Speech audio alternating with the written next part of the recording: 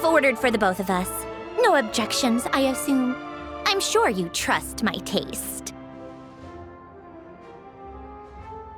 Okay, let's get down to business. I'm guessing you don't actually have any urgent business with Tartaglia, per se. You just want information, right? Wanna take a guess?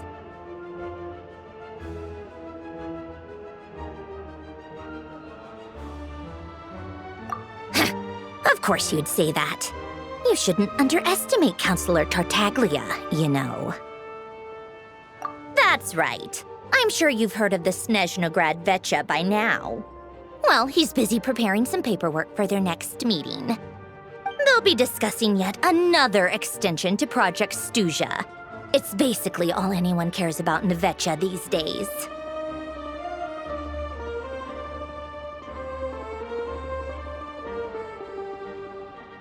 Yeah, he's more of the shoot first, ask questions later sort, isn't he?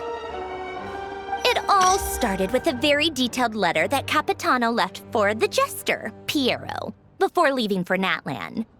In that letter, he detailed the future arrangements for his subordinates. All of his key people were reassigned to Tartaglia. I guess he'd already prepared to leave us for good all the way back then. But Piero didn't reveal the contents of the letter until the events in Natlan had concluded. That was his reaction, too. Why me? With a bewildered look on his face. He'd always assumed Capitano looked down on him. He was a man who kept his thoughts to himself and barely spoke to him the whole time they'd known each other. But he occasionally brought Tartaglia along to my tea parties back in the day. So to the rest of us, it was clear that Capitano had quite a lot of respect for his young comrade. By the rest of us, I mean my tea party regulars. Arlecchino, Rosaline, and... actually, not Columbina. She was probably oblivious to it. Anyway, then the Liues situation happened. Normally, it took a lot to get under Capitano's skin, but that time he was furious. It's not really my place to talk about it, though. You can ask Tartaglia about it sometime. Basically, Tartaglia probably had the wrong idea about Capitano all along, right up until Piero revealed the letter he'd left behind. Capitano believed that despite Tartaglia's immaturity, he showed great potential. Plus, he possessed a kind of purity rarely seen among members of the Fatui. Yeah, it's one of the few things that I'd agree those two have in common. But there's one other reason why Capitano chose Tartaglia to assume command of his troops. He knew that after he was gone, several of the others would swoop in on his army like vultures, with the ones who stood to benefit the most being the rooster Pulcinella and Regrator Pantalone. Once they divided Capitano's troops between them, they'd be more powerful than ever. No one would be able to stop them. So, you can see why Capitano chose to hand that letter to Piero, right?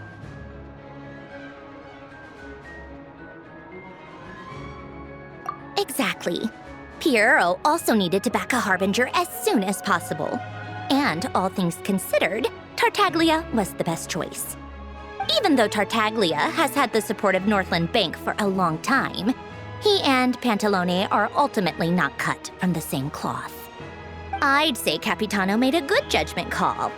Anyone else caught in this situation would probably feel like they'd been hung out to dry.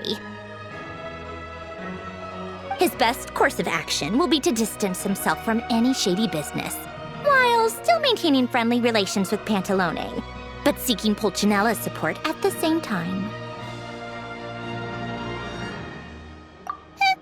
What's the point in having a tea party if you don't spill a little tea?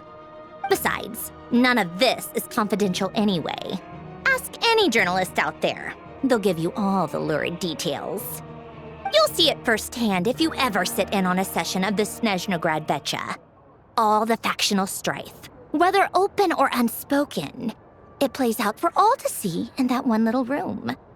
Having a voice in the Vecha is the only way to steer policies in your favor.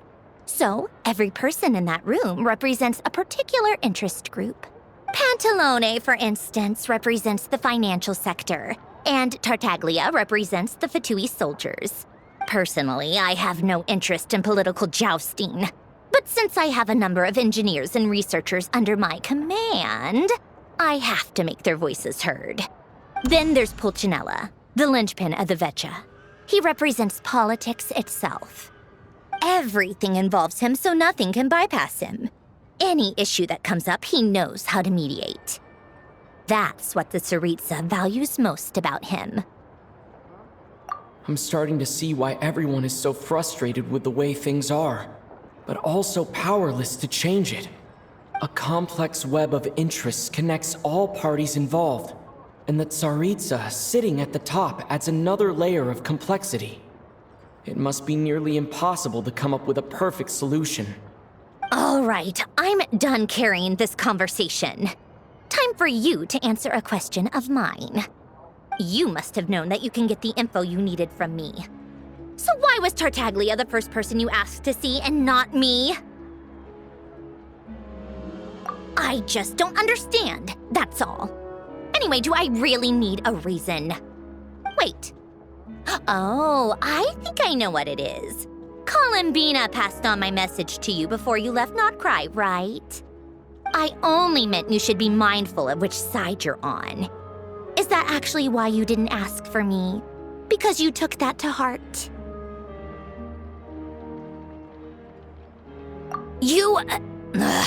Fair enough.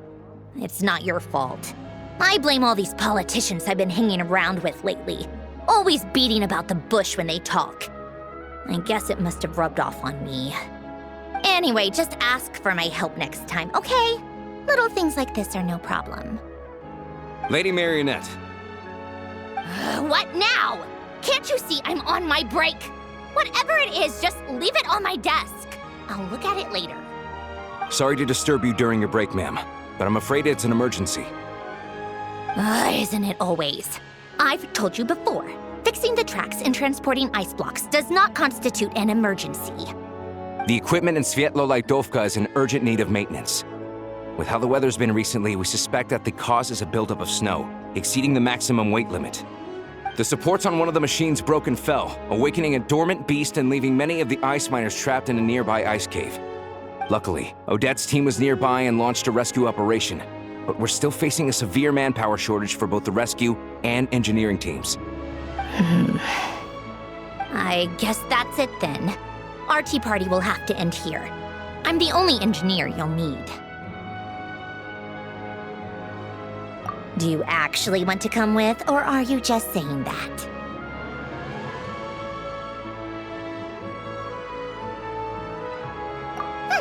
Nice of you to return the favor. I'll have a couple of people look after Paimon. They can let her know that you had to step out for a while. Given how urgent this is, I'm sure she'll understand.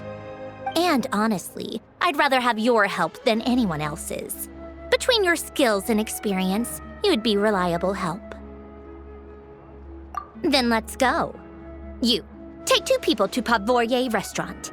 Find his room and watch it like a hawk until we get back. If anything happens to Paimon, you'll be answering to me. Yes, Lady Marionette.